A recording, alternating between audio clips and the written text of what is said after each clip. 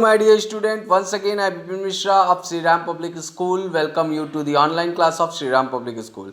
My dear student, today I am here with chapter number 2, how the dog found himself a new master, and in part first we have completed intro to the dogs, from which family they belong, what are the dogs, how they were domesticated, how they were used. So I hope all of you would have enjoyed the part first. Now coming to the part second, how the dog found himself a new master. Here in this story, a dog is in search of a master for himself. So how he found? Let us find out. Dogs were once their own masters and lived the way wolves do in freedom until the dog was born who was ill pleased with this way of life.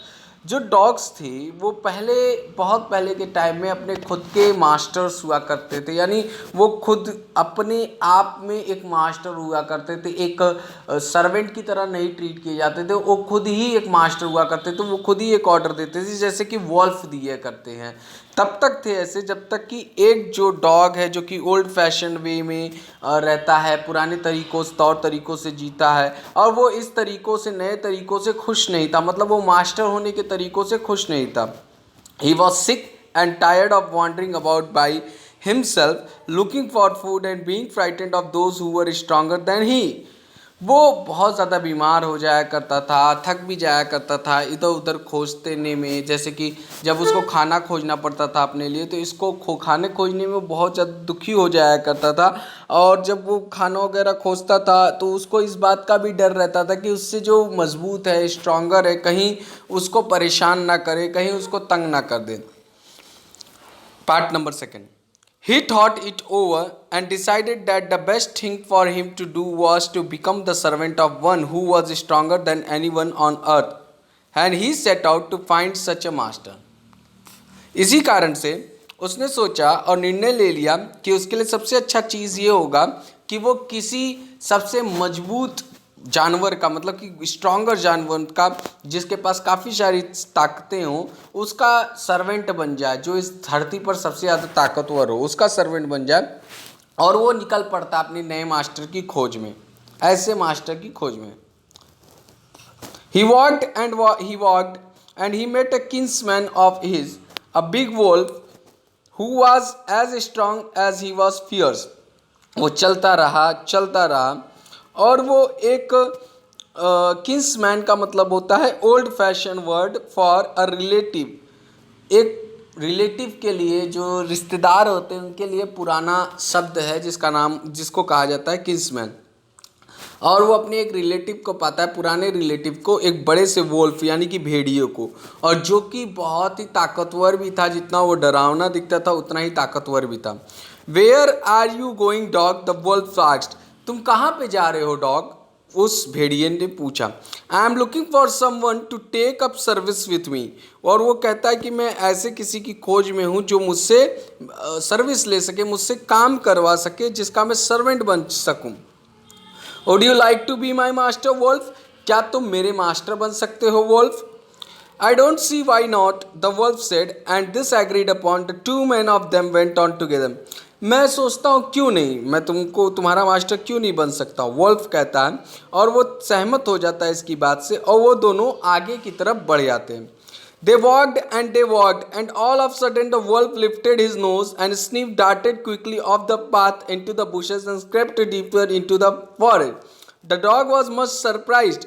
वो दोनों चलते रहते हैं और अचानक से Wolff जो है अपनी नाक को उठा करके कुछ सूंघता है और धीरे से भाग जाता है। डार्टेड मतलब घुस जाता है किसके अंदर, एक रास्ते के अंदर जो कि झाड़ियों में होता है, और धीरे से उसमें अंदर की तरफ छिप जाता है। इसको देख करके डॉग बहुत ज़्यादा आश्चर्य में पड़ जाता।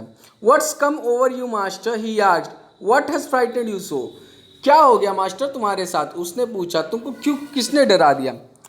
Can't you see that there is a bear out there and he might eat up both of us and you and me, क्या तुम देख नहीं सकते वहाँ पर एक भालू है, वो हम दोनों लोगों को खा सकता है, तुमको भी मुझे भी।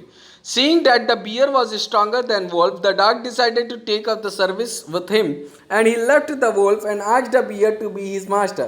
जब वो ये देखता है कि बियर उससे ज़्यादा ताकतवर था, तो उसने वॉल्फ से ज़्यादा ताकतवर था, तो डॉग ये निर्णय ले लेता है कि वो भालू के साथ सर्विस करेगा। और वो वॉल्फ को छोड़ करके वो बियर से पूछता है, भालू से पूछता है, उसके मास्टर से पूछता है, और बियर इस पे बात पर तैयार हो जाता है, सहमत हो जाता है और कहता है कि चलो let's us go and find a herd of cows, I will kill a cow and then we can both eat our fill. चलो हम लोग एक गायों की झुंड को खोजते हैं और वहाँ पर किसी गाय को हम लोग मारेंगे और दोनों खाएंगे। They walked on and soon saw a herd of cows, but just as they were about to come up to it, they were stopped by a terrible noise. वो दोनों चलते रहे और उन लोगों ने एक झुंड गाय की देखी, लेकिन जैसे ही वो वहाँ पर पहुँचे एक डरावनी सी आवाज़ आई और उससे वो दोनों रुक गए। The cows were moving loudly and running in a panic in all direction. वो जो गायें थीं वो बहुत तेज तेज चिंगाड़ रही थी, आवाज़ कर रही थी और परेशान होकर के इधर उधर भाग रही थी। The bear looked out from behind a tree and then he too ran hastily deeper into the forest. वो बियर पीछे की तरफ पेड़ के पीछे से देखता है खोजी निगाहों से कि क्या हो रहा है, और फिर जब वो देखता है तो वो भी बहुत तेज से जंगल के अंदर भाग जाता है। Now why did I have come here? Said he to the dog. It is the lion who rules the forest in these parts. अरे मैं यहाँ पर क्यों आ गया? उस भालू ने डॉग से कहा, ये तो लायन की जगह है, लायन की एरिया है जो कि यहाँ पर राज करता है। द लायन हुज ही? शेर वो कौन है? Don't you know he is strongest beast on the earth? तुमको नहीं पता वो सबसे ताकतवर जानवर है इस धरती पर। And of dog went to ask the lion to be his master. और अब वो डॉग लायन के पास पहुंच जाता है उसको अपना मास्टर बनाने के लिए। The lion agreed to it. Lion उस बात पर एग्री कर जाता है, सहमत हो जाता है। And the dog stayed with him and served him for long long time. और डॉग उसके साथ रह जाता है और काफ़ी समय तक, काफ़ी लंबे समय तक उसको सर्व करता है। It was a good life and he had nothing to complain of, for there was no stronger beast in the forest than the lion. और बड़े अच्छे समय से, बड़े ही अच्छे तरीके से गुजर रहा था दिन, कोई भी कंप्लेन नहीं था, क्योंकि उससे ज़्यादा ताकतवर जानवर तो पूरी धरती पर कोई नहीं था, पूरे जंगल में कोई नहीं था। And no one dare to touch the dog or offend him in any way. और कोई भी इतना डेयर भी नहीं रख पाता था कि डॉग को परेशान कर सके या डॉग को झिला सके या डॉग को टेंशन दे सके, क्योंकि वो लायन का सर्वेंट था। So my dear student, till here we have completed. Now we will be coming in the next lecture. Till the time wait for the next lecture. Thank you, have a nice day and visit the site regularly and view the lecture till end. Thank you, have a nice day.